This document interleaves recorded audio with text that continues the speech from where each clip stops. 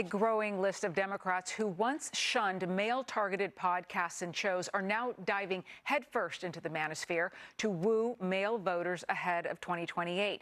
But they'll have to compete with the digital bro world's new rising star, far-left activist Hasan Piker. The New York Times calls the viral streamer, quote, made for the manosphere, in their glowing profile detailing his good looks, fashion choices, and influence over Gen Z. The only thing they forgot to mention is his pro-Hamas, radical, anti-Semitic views. Watch. October 7 was a retaliation for an ongoing apartheid. Doesn't matter if rapes happen on October 7. Like, that doesn't change the dynamic. Any kind of Zionist tendency should be treated in the same way as being a rabid neo-Nazi. You shouldn't even let someone be the local dog catcher as if they've ever exhibited positive feelings about the state of Israel. And there's more where that came from. But the internet doesn't care. TikTokers can't get enough of him. He's intelligent, he's tall. I think Hasan Piker is the picture-perfect man. He is just so fine. And the fact that he's politically smart as well. Very smart. He has very interesting, very creative ideas. He achieved a lot. He is not the kind of guy to tell you that he loves you. He's the kind of guy to show you with his actions. Okay.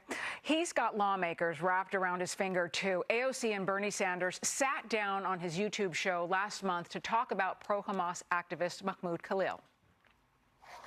The erosion of civil liberties is happening all around. I'm, of course, talking about Mahmoud Khalil. It goes without saying that there is still profound money and interest that remains dedicated on both sides of the aisle in trying to marginalize and also conflate criticism of Israel as anti-Semitism. Right.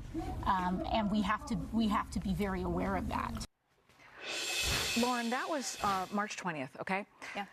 Two sitting members of Congress went on a podcast hosted by someone who said in November of last year, it doesn't matter if rapes happened on October 7th. And AOC right now is being talked about as the future of the Democratic Party. Yeah, I know. And that female in the TikTok video said, he's the type of guy not to tell you that he loves you, but to show you that he loves you. And we just quoted him as saying, doesn't matter if rapes happened on October 7th.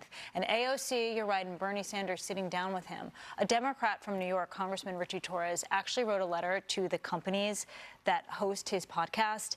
And he said he's an apologist for October 7th, but also he's anti-American and an apologist for 9/11. That coming from a New York Democrat sitting member of Congress. So as this is now, if he's being hailed as the hero for Democrats, just look into the things that are coming out of his own mouth and what other people in his party are saying about him. You know, Concha, it's just so striking how people will just become so enamored with someone no matter what they say, no matter what they do. Yeah, like Luigi Mangione, right? Who's raised more than $500,000 as a GoFundMe page, a guy who shot a father of two in the back about 5 blocks north of here in New York City. When I hear about this guy as a very popular podcaster, I don't doubt it, but he is appealing to a very far left part of the Democratic Party. A guy like Joe Rogan brings in people from all sorts of ideological stripes. Rogan was a Democrat for a very long time, once supported Bernie Sanders, and now he's bringing in all sorts of different people, 12 million people a day on his podcast.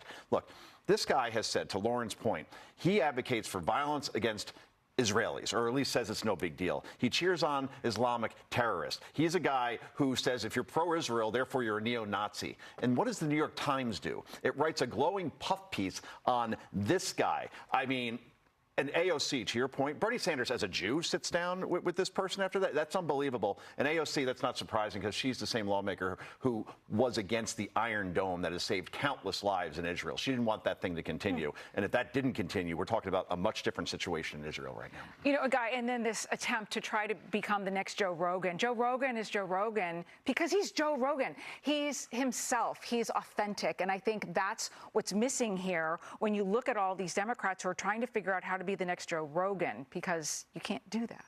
Yeah, and what Joe Concha just said is true. Joe Rogan is not some fire-breathing right-winger. He might seem that way in comparison to Hasan Piker.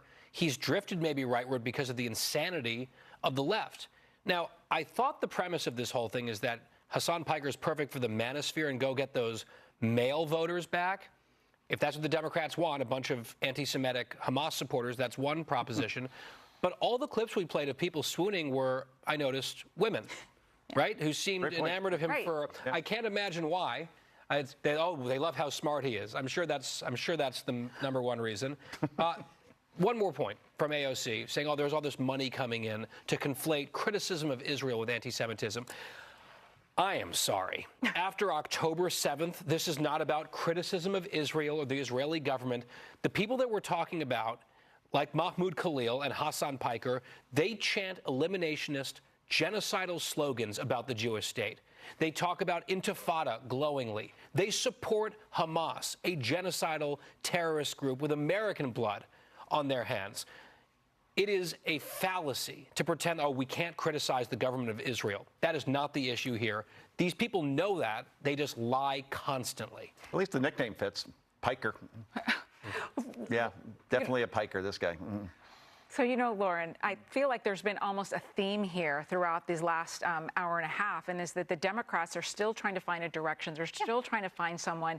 And it's just so surprising, some of the people who are floating to the top. Did you see, so maybe a month ago, Pete Buttigieg went on a podcast, an all-male podcast with a largely male audience. And the first thing I noticed, and I thought it was just me because I pick up on these little things, I'm like, he looks different. He had a beard. And then going into the podcast, he said a curse word. And I was like, what happened to Pete Buttigieg? They're trying to portray this manly image because they realize they lost a lot of young voters, specifically young men voters, and they're trying to bring them back by bringing manly back again. But I'm not sure this is how you do it. It's contrived. It's so contrived. I will say the Big Weekend Show manly. did reach out to Hasan Piker for a comment, and he has not yet responded. Coming up,